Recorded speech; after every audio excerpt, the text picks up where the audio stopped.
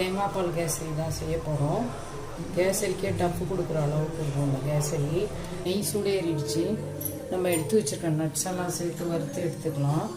முந்திரி, திராட்சை, பாதாம் எடுத்துக்கலாம். இந்த கருப்பு திராட்சையும் ஒரு 10. இப்போ பாருங்கள், இந்த தேங்காய் பூவில் கொஞ்சமாக தண்ணி ஊற்றி அரைச்சிக்கலாம்.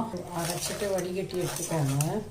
இந்த 2 கப் தேங்காய் பால் சேர்ப்போம். இப்போ சர்க்கரையை சேர்த்துக்கிடலாம். 2 ஸ்பூன் அளவுக்கு நெய் சேர்த்துருக்கேன். இப்படி ஓப்பன் பண்ணிவிட்டு அதில் ஏலக்காய் சேர்த்துக்கலாம். அதையும் சேர்த்துக்கலாம்.